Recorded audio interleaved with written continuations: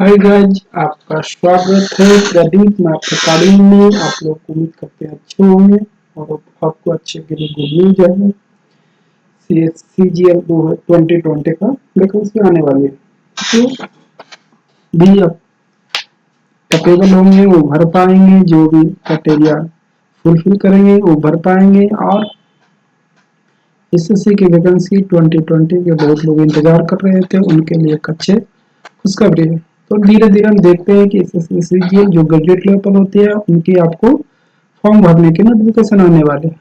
उनके रोजगार समाचार में अपडेट दे चुके दिया गया है कि कब वैकेंसी आएगी, कब एग्जाम लिया जाएगा। इस तरह से हम एक एक करके सारे क्राइटेरिया को पढ़ेंगे और देखेंगे कि क्या क्या आपको जरूरत है।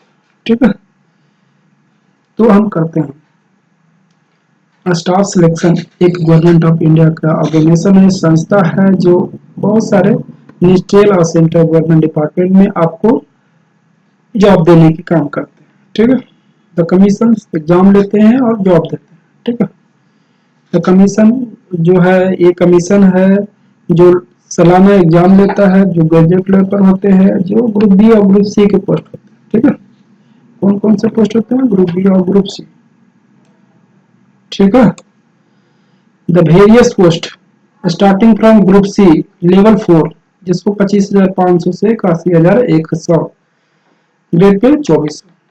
ये ग्रुप बी जो लेवल 8 47,600 से 1,51,100 ग्रेड पे 48। ठीक है, तब कंडक्ट द फ्लोइंग पोस्ट। देखिए आपको 48 ग्रेड पे में कौन कौन से आते हैं? डबल ए भी डबल ए है। ठीक है, देखिए ए भी डबल ए है, ए भी डबल। ठीक है, accountant officer, assistant audit officer, assistant accountant in Indian audits. ठीक है, तो इन सारे आपको पोस्ट आते हैं। Assistant section officers in central secretarials में आपको आते हैं, IB में आते हैं, मिनिस्ट्री ऑफ रेलवे में आते हैं, मिनिस्ट्री ऑफ एक्सटर्नल अफेयर में आते हैं, आर्म फोर्स में आते हैं, इनकम टैक्स डिपार्टमेंट में आते हैं। ठीक है, सेंट्रल एक्साइज डिपार्टमेंट में आते हैं, सब इंस्पेक्टर CBI में आते हैं। इस तरह से पोस्ट आते हैं। इन्फोर्समेंट डिपार्टमेंट में आते हैं, डिपार्टमेंट ऑफ रेवेन्यू में आते हैं, department of central bureau of narcotic में आते हैं, जूनियर स्टैटिकल ऑफिसर में आते हैं।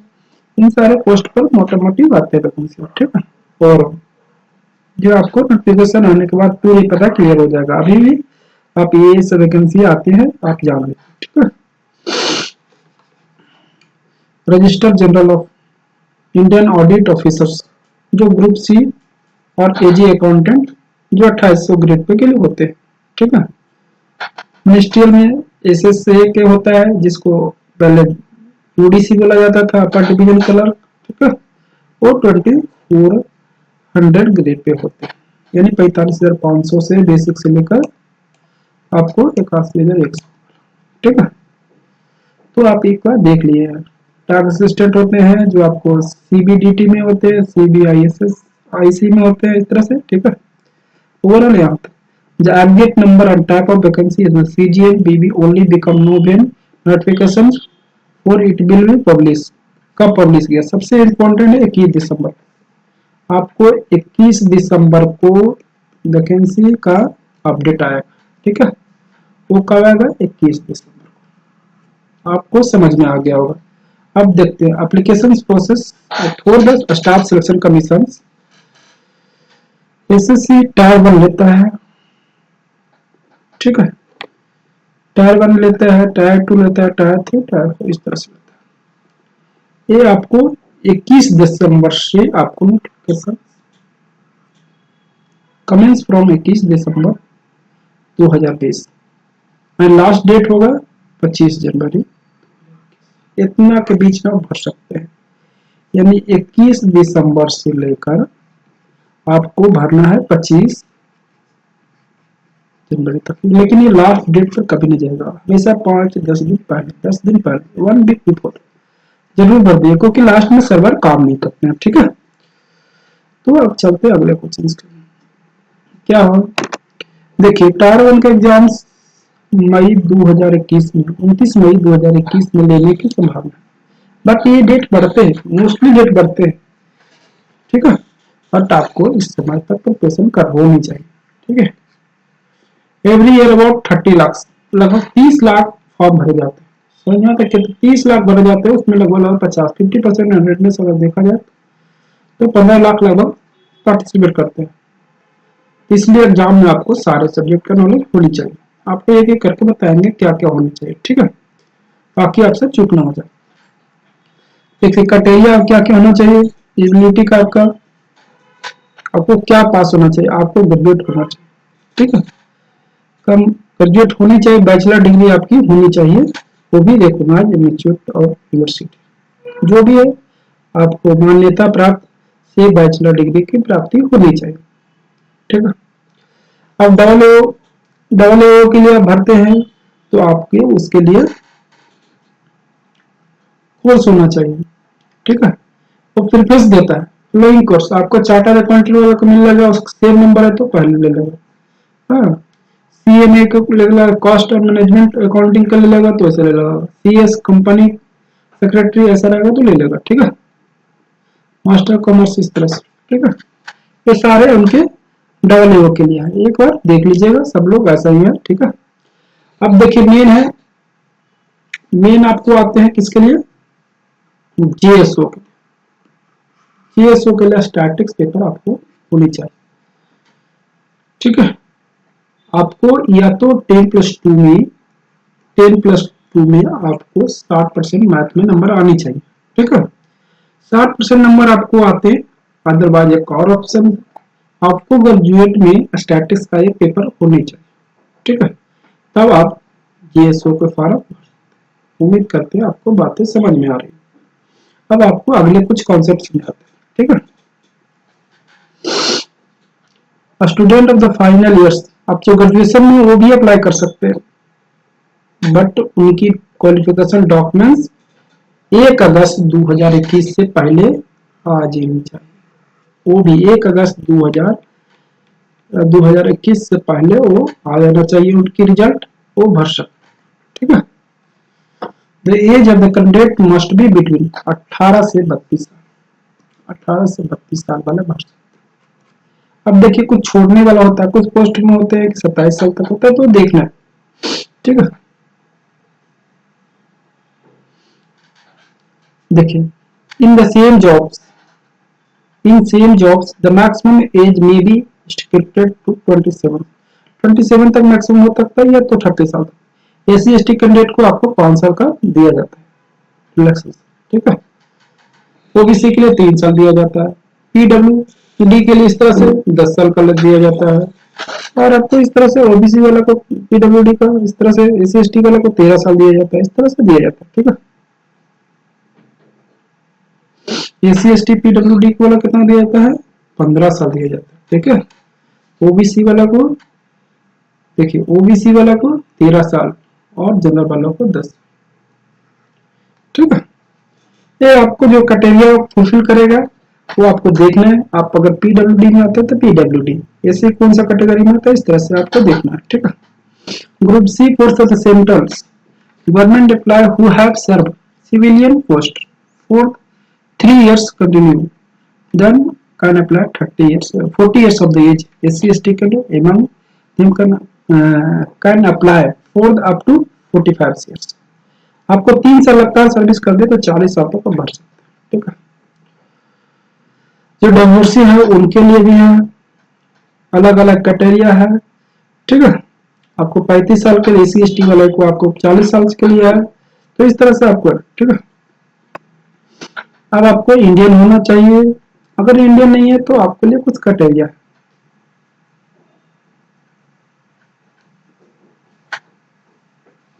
ठीक है।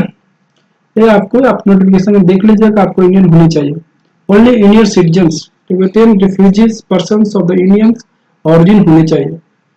हाँ, तो आपको ये सब देखना है, ये सब नॉर्मल है, आपको देखना है, मोस्टली इंडिया वाले ही भरते हैं, ठीक है। इम्पोर्टेंट नहीं है, आप देखते हैं एसएससी एग्जाम स्किल्स, ठीक है। आपको प्री एग्जाम दिया जाता है, यानी प्री पहला एग्जाम दिया जाता है, इसमें 4 सब्जेक्ट होते हैं। आपको रीजनिंग होते हैं, मैथ होते हैं, जी के जीएस होते हैं जिसको बोलते हैं, और इंग्लिश। ठीक है, सभी में आपको 25-25 क्वेश्चन। ठीक है, यानी टोटल कितने हो गए, 100 क्वेश्चन। एवरी क्वेश्चन 2 नंबर के होते हैं, जो 200। एक बात आपको याद रहनी चाहिए कि ये इसमें नेगेटिव मार्क्स होते हैं। तो नेगेटिव मार्क्स होते हैं तो आपको नेगेटिव मार्क कितने होते हैं, 4 क्वेश्चन। यानी एक क्वेश्चन अगर रॉन्ग करते हैं तो आपको -0.5 इतना नंबर की डिडक्शन होती है। अगर 10 क्वेश्चन कर दिए तो आपको समझिए 5 नंबर चला। अगर मान ली 130 नंबर आया आपको तो -5 कर दीजिए कि 10 क्वेश्चन हमने गलत कर दिया, 125। ठीक है, तो हम इस तरह से देखते हैं। ठीक है, अब देखिए टायर 1 एग्जाम कंप्यूटर बेस्ड यानी ऑनलाइन, ये एक ही पेपर होते हैं। टोटल टाइम आपको 60 मिनट दिए जाते हैं, और जो बीएस कैंडिडेट होते हैं उनके लिए आपको 20 मिनट ज्यादा दिया जाता है। ठीक है, अब इस तरह से देखिए इसमें 4 सब्जेक्ट आपको भी बता दिए, रीजनिंग, मैथ, यही सब यहाँ पर लिखा हुआ है। आपको टायर एग्जाम्स ये मल्टीपल्स वन, आपको जो क्वेश्चन होंगे ऑब्जेक्टिव टाइप होंगे, याद रखिएगा ऑब्जेक्टिव क्वेश्चन होंगे जो आपको, ठीक है,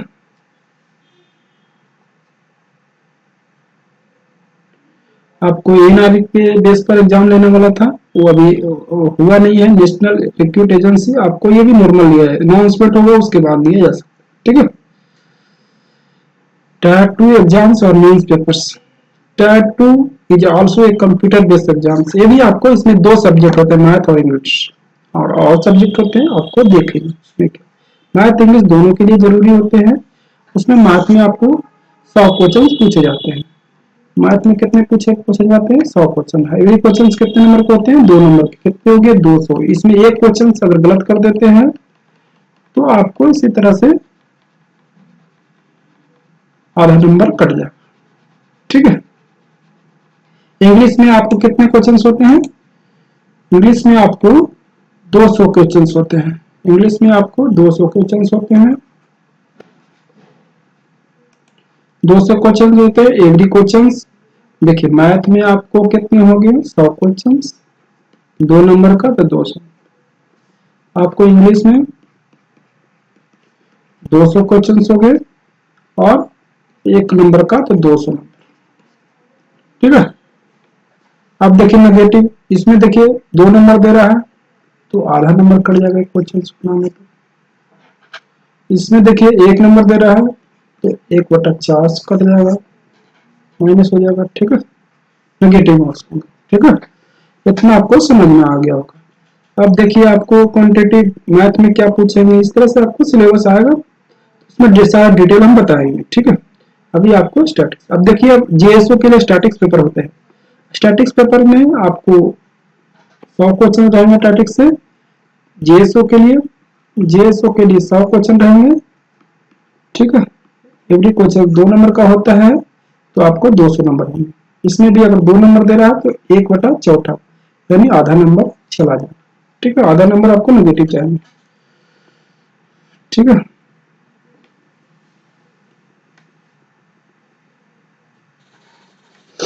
और इसी तरह से पेपर 4 होते हैं, पेपर 1 पेपर 2 सभी को कंपलसरी होते हैं, पेपर 3 स्टैटिक्स का होते हैं, और पेपर 4 डबल एओ के लिए होते हैं। ठीक है, इसमें फाइनेंस एंड अकाउंटिंग पढ़ना होता है, इकोनॉमिक्स एंड गवर्नेंस पढ़ना होता है, इस तरह से। ठीक है, इसमें भी आपको डबल एओ में भी क्या होता है कि 2 नंबर के एवरी क्वेश्चन होते हैं। 100 क्वेश्चन पूछे जाएंगे आपको, आपको 200 नंबर मिलेंगे। ठीक है, अब देखिए टायर 3 एग्जाम्स। टायर 3 एग्जाम में क्या होते हैं, आपको डिस्क्रिप्टिव पेपर दिए जाएंगे। ठीक है, आपको हिंदी इंग्लिश में कोई भी लैंग्वेज आपको सिलेक्ट करके लिख देना है। ठीक है, आपको इसमें आपको एसे राइटिंग आ सकते हैं, प्रेसिस आ सकते हैं, लेटर्स आ सकते हैं। ठीक है, तो इस बार से आपको प्रेसिस पूछा गया था क्योंकि लेटर्स में होते थे कि नाम वगैरह का प्रॉब्लम आने के कारण कोर्ट केसेस हो जाते थे।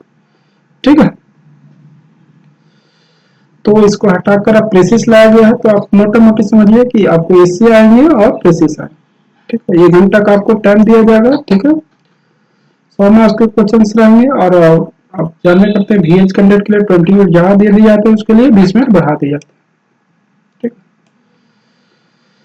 ठीक है। जो आपको टायर 3 के लिए क्लियर कर लेगा उसके लिए टायर 4 के लिए बुलाया जाएगा। चलते हैं अब अगले क्वेश्चन की ओर। टायर 4 आपको CPT एग्जाम्स होते हैं, आपको कंप्यूटर प्रोफिशिएंसी टेस्ट होना चाहिए, जो आपको या कर सकते हैं डाटा एंट्री स्पीड टेस्ट, आपको टाइपिंग आनी चाहिए, CPT आनी चाहिए, पावर पॉइंट, एक्सेल और MS वर्ड, ये सब आनी चाहिए। ठीक है, यही सब का मोस्टली पेपर होते हैं आपको CPT में, आपको इस तरह से। ठीक है,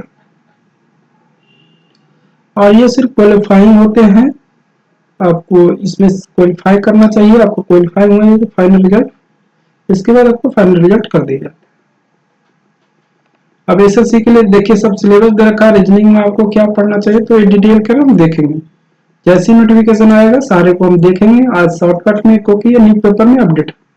ठीक है, तो वैकेंसी का डेट नोटिफिकेशन तो आ जाएगा, तो उम्मीद करिए कि आप पढ़ने के लिए तैयार हो जाइए और जो सपने हैं जो आप पूरे कर पाइएगा। ठीक है, तो आपको रीजनिंग के इस तरह से दे रखा है, मैथ का दे रखा है, इसी तरह से आपको पढ़ना है। मैथ में देखिए एवरेज हो गया, डिसिमल डिस्काउंट हो गया, इंटरेस्ट हो गया, percentage, profit and loss ratio, proportion, square root, time and distance, time and birth, whole number, ये सब है। आपको सारे का कर एक एक कर देखना है। ठीक है, जो आपको देखिए CPT एग्जाम में आपको क्या पूछा जाएगा, वर्ड प्रोसेसिंग पूछा जाएगा, पीट शीट बनाना होता है, मेकिंग स्लाइड होता है, इस तरह से बनाना होता है। ठीक है, आपको पावर पॉइंट आता है, एक्सेल आता है, MS वर्ड आता है, तो आप इजी से कर पाएंगे। ठीक है, तो उम्मीद करते हैं बातें आपको समझ में आ रही होगी। आपको डॉक्यूमेंट वेरिफिकेशन के लिए जाने के लिए आपको आधार कार्ड होनी चाहिए, या तो ID कार्ड होना चाहिए, या तो पैन कार्ड होना चाहिए, पासपोर्ट, ये सब सारी भूषण होना चाहिए। ठीक है, और जो आपका डिग्री का है वो होनी चाहिए। ठीक है, फोटो साइज आपको होना चाहिए 3 cm से लेकर 3.5 cm। ठीक है, मोटा मोटी आज के लिए इतना ही। अगर आपको जैसे नोटिफिकेशन आएगा कोई डिटेल में बताएंगे सारे के क्या क्राइटेरिया है, आप एग्जाम सेंटर क्या होंगे, क्या देने हैं आपको, कहाँ पर आपके ज्यादा अपॉर्चुनिटी है, किस लेवल की तैयारी करना है। ठीक है, तो धीरे धीरे सारे को देखेंगे। आज के लिए इतना ही। तो जाते जाते आपसे गुजारिश है कि आपको वीडियो अच्छा लगे तो शेयर करिएगा, सब्सक्राइब करिएगा और लाइक जरूर करिएगा। लाइक करिएगा तभी हम समझ में आएंगे कि आप जो हम आपको सपोर्ट कर रहे हैं वो कहीं ना कहीं फायदेमंद आपके लिए। ठीक है।